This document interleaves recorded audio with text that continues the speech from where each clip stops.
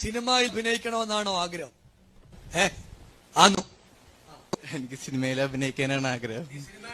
സിനിമയുമായിട്ട് ബന്ധപ്പെട്ട എന്തോ ഒരു ആളുമായിട്ട് നീ അടുത്ത് ഓ അതെ. യേശു എന്നോട് പറയാം, നീ അറിയപ്പെടുന്ന ഒരാളായിട്ട് മാറും.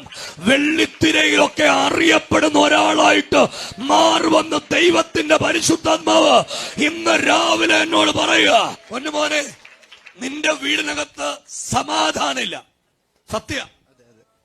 നിനക്ക് എത്ര വയസ്സുണ്ട്? 19 വയസ്സുണ്ട്. വലിയ മോഹ സിനിമാക്കാരനവിടെ. ഒരു സിനിമാക്കാരനെ ഇത് ആരാണെന്ന് അറിയാമോ? 2 ദിവസങ്ങളായി മലയാളികളുടെ വൈറൽ താരം വാഴമുട്ടം ബിനുവാണ്. അയാളുടെ അടുത്ത് ചെന്നാൽ ചുട്ട കോഴി പറക്കുമെന്ന് മനസ്സിലായില്ലേ? ഇന്നലെ അയാളെക്കുറിച്ച് ഞാൻ പറഞ്ഞപ്പോൾ ഒരാൾ കമന്റ് ഇട്ടത് വാഴമുട്ടത്തെ ഒന്നും പറയരുത്, അയാൾക്ക് പ്രാർത്ഥനാപരമുണ്ടെന്നാണ്. അതായത് അയാൾ പ്രാർത്ഥിച്ച് നമ്മളൊക്കെ നിശബ്ദമാക്കുമെന്ന്. പണ്ടുള്ള പാസ്റ്റർമാരൊക്കെ അങ്ങനെ വിളിച്ചുപോയി ഒന്നും നടന്നിട്ടില്ല. അവർ പ്രാർത്ഥിച്ച് വരം നേടിയിട്ടുണ്ട്. അവർ പ്രാർത്ഥിച്ചാൽ രോഗശാന്തി ഉണ്ടായിട്ടുണ്ട്. ഇതൊക്കെ വയറ്റിപ്പിഴപ്പിനുള്ള ഉടായ്പകൾ മാത്രം. കണ്ടില്ലേ ആ പാവം ചെറുപ്പക്കാരന് സിനിമയിൽ അവസരം കിട്ടുമെന്ന് പറയുന്നത്? ആ പയ്യനെ നാളത്തെ മോഹൻലാലും മമ്മൂട്ടിയും ഒക്കെ ആക്കി മാറ്റും ഇയാൾ. ആ ചെറുപ്പക്കാരെ എന്തുമാത്രം ആഗ്രഹം കൊണ്ടായി ഈ ഉടായ്പ വാഴമുട്ടത്തിൻ്റെ പ്രാർത്ഥനയ്ക്ക് എത്തിയത്. അവനെ അങ്ങ് പൊക്കി ഫാനിൽ കെട്ടി തൂക്കി. ഇപ്പോഴെന്തോ ആയോ എന്തോ. വാഴമുട്ടം പടം പിടിച്ച് അതിൽ അഭിനയിക്കാൻ കൊടുക്കുമായിരിക്കും. വാഴമുട്ടത്തിൻ്റെ വീരപ്രവർത്തികളാണ് ഇപ്പോൾ സോഷ്യൽ മീഡിയ മുഴുവൻ കാണാൻ കഴിയുന്നത്.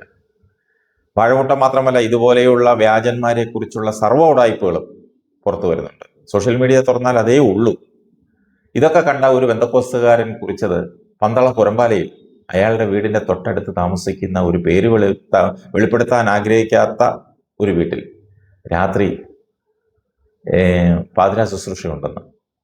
പന്തളത്ത് വെച്ച് ഒരു പാതിരാത്രിയിൽ ഗൾഫുകാരിയുടെ വീട്ടിൽ കയറി രഹസ്യ ശുശ്രൂഷ നടത്തി. നാട്ടുകാർ കൈയോടെ പൊക്കി എടുത്തിട്ട് അലക്കിയപ്പോൾ തുണിയില്ലാതെ ഓടി രക്ഷപ്പെട്ട അപ്പോസ്തലനും ഇന്ന് അത്ഭുത രോഗശാന്തി ശുശ്രൂഷകനാണ്. ഇന്നലെ വരെ കള്ള് ഷാപ്പിൽ കറി വെച്ച് നടന്നവൻ നേരം വെളുത്തപ്പോൾ പെന്തക്കോസിൽ ചാടി തോട്ടിൽ മുങ്ങി മീശയും മടിച്ച് അപ്പോസ്തലനായി. ഇതുപോലുള്ള ഒരുപാട് പെന്തക്കോസ് കള്ളപ്രവാചകന്മാർ നമ്മുടെ ചുറ്റുമുണ്ട്. താരു, ചീരു, കോരു, തങ്കപ്പൻ തുടങ്ങി ഒരുപാട് കള്ള അപ്പോസ്തലന്മാരുണ്ട്. പ്രാർത്ഥിച്ച് മൂലക്കുരു സുഖമാക്കുന്നവർ മുതൽ തലമാറ്റി വെക്കുന്നവർ വരെ ഒരുപാട് അപ്പോസ്തലന്മാർ.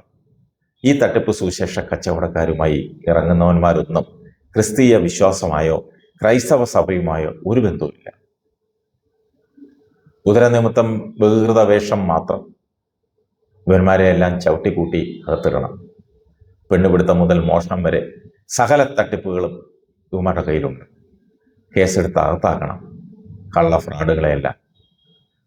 എല്ലാ കള്ളപ്രവാചകന്മാരും അപ്പോസ്തലന്മാരും അവൻ്റെയൊക്കെ പിറകെയുള്ള സംഘങ്ങളും പിടിക്കപ്പെടണം.